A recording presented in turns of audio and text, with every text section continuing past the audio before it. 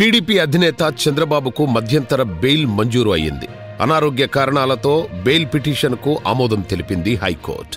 4 వారాల పాటు బెయిల్ మంజూరు చేస్తూ ఉత్తర్వులు జారీ చేసింది. స్కిల్ డెవలప్మెంట్ కేసులో చంద్రబాబు 52 రోజులుగా రాజమండ్రి జైల్లోనే ఉన్నారు. టీడీపీ అధినేత దాఖలు చేసుకున్న బెయిల్ పిటిషన్లను పలుమార్లు కొట్టేసిన కోర్టు ఆయన ఆరోగ్య పరిస్థితుల దృష్ట్యా చికిత్స కోసం మధ్యంతర బెయిల్ మంజూరు చేసింది.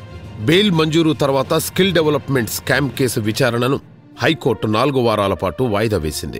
మెడికల్ గ్రౌండ్స్ పై చంద్రబాబుకు వచ్చే నెల 24 వరకు బెయిల్ మంజూరు చేసినట్లు చెబుతున్నారు న్యాయవాదులు. బెయిల్కు సంబంధించి కోర్టు షరతులు విధించింది. అయితే ఆరోగ్య సమస్యల వల్ల మంజూరు అయిన బెయిల్ కాబట్టి షరతులు ఎక్కువగా లేవు. ₹1,00,000 డిపాజిట్, 2 పూచీకత్తుతో బెయిల్ మంజూరు అయింది. ట్రీట్మెంట్ తీసుకున్న తర్వాత ఆ రిపోర్టులను సీల్డ్ కవర్లో ఇవ్వాలని తెలిపారు న్యాయమూర్తి. అటు ప్రధాన బెయిల్ పిటిషన్ వచ్చే నెల 10న విచారణకు రానుంది.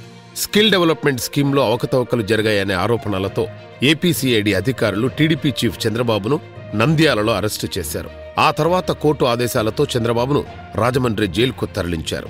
సెప్టెంబర్ 10 నుంచి 52 రోజులుగా చంద్రబాబు జైల్లోనే ఉన్నారు. అయితే కొన్ని రోజులుగా చంద్రబాబు పలు అనారోగ్య సమస్యలతో బాధపడుతున్నారు. బెయిల్ మంజూరు కావడంతో సాయంత్రం విడుదల కానున్నారని కోర్టు వర్గాలు చెబుతున్నాయి.